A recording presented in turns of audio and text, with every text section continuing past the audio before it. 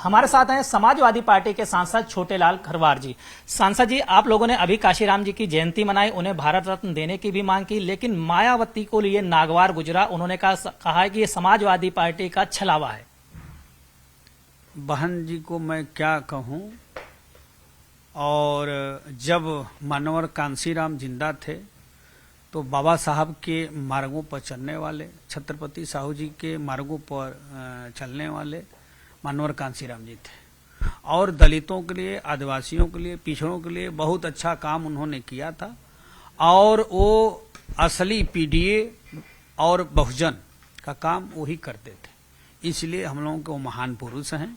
हम लोग जन्म जयंती मनाया है और आगे मनाते रहेंगे। लेकिन अभी आप लोग काशीराम के नाम को लेकर काफी सक्रिय हो गए हैं, लगातार उनको लेकर आवाज उठा रहे हैं। तो बसपा प्रमुख ने खासकर दलित समाज के नेताओं से कहा है कि वो चमचे ना बने, यानी कि जो समाजवादी पार्टी में दलित नेता हैं उनको बहन जी चमचा कहा है, और कहा है कि वो शांत रहें, वही बेहतर है। क्या कहेंगे उनके शब्द को लेकर?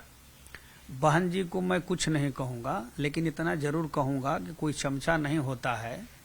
जो मानवर कांसीराम जी का जन्म जयंती मनाता है और उनके बारे में जनता जनार्दन को संदेश देता है, बताता है कि मानवर कांसीराम जी दलितों के मसीहा हैं, आदिवासियों के मसीहा हैं, पिछड़ों के मसीहा हैं, तो क्या दलित समाज के सांसद विधायक चमचा हो गए? ये बात ठीक उनका नहीं है, क्योंकि वो भारतीय जनता पार्टी के चंगुल में फंस चुकी हैं।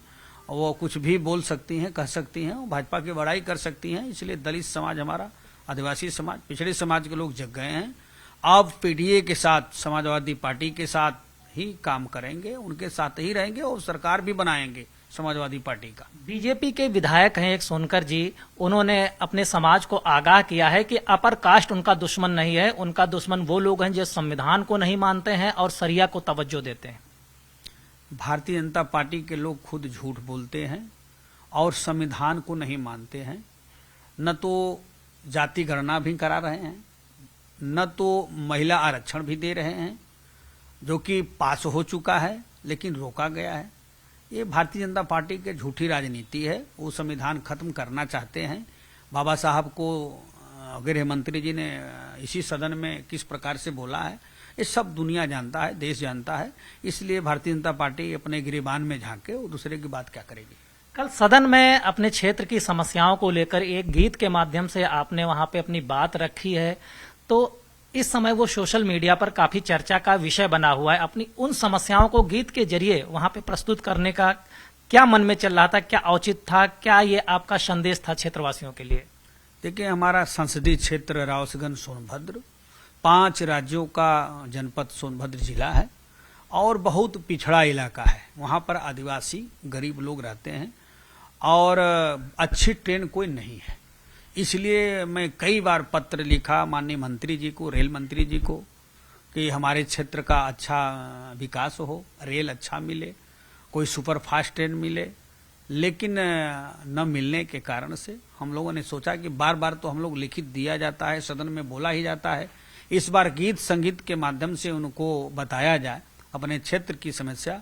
हो सकता है कि उसके जरिए से उनके दिमाग में आ जाए, तो कोई अच्छा ट्रेन हमारे जनपद सोनभद्र के लिए दे देंगे। और जो कोरोना के समय में पूर्व काल से ट्रेनें बंद हैं, वो ट्रेनें भी चला देंगे, तो हमारे बिल्डमगंज, दुद्धी को, शक्तिनगर को, चौपन, ओबरा से लेकर के तमाम ऐसे रेलवे स्टेशन है, फायदा हो जाएगा क्षेत्र की जनता को। इसलिए मैंने गीत संगीत के माध्यम से वो रखा था। क्या आपको लगा कि सदन में गीत के माध्यम से जन समस्याएं रखेंगे, उसका प्रभाव ज्यादा होगा? देखिए, प्रभाव ज्यादा एकदम हुआ है। आप लोग इस देश के चौथे स्तंभ हैं और आप लोगों के द्वारा भी मैंने देखा कई सोशल मीडिया से लेकर के टीवी चैनलों पर वो मेरे गीत जो क्षेत्र के बारे में, समस्या के बारे में, रेल के बारे में बताया है, बहुत अच्छे ढंग से चला है। मुझे पूर्ण विश्वास है कि माननीय रेल मंत्री जी उस पर ध्यान देंगे और हमारे क्षेत्र के लिए विकास करेंगे। बहुत प्रभाव तरीके से आपने वो गीत वहां पे रखा, जन समस्याएं रखी, और हम चाहेंगे न्यूज 18 के दर्शकों के लिए भी, क्योंकि आप भोजपुरी सिंगर भी, आर्टिस्ट भी हैं, तो कुछ पंक्तियां जो आपके जेहन में चल रही हैं वो न्यूज 18 पे भी सुनाएं। हम तो रख ही दिया है, हमने तो बहुत अच्छे तरीका से रखा था कि हमारे जनपद सोनभद्र के हालत बहुत दैनिक है, इसलिए मैंने तुरंत तत्काल लिखा था कि सोनभद्र कै भैले आज जर जर हलतिया हो, जर जर हलतिया एकदम बदतर हलतिया हो, ट्रेनवा के मार गइल मतिया रोवेला नाजरिया, ट्रेनवा के मार गइल मतिया रोवेला नाजरिया।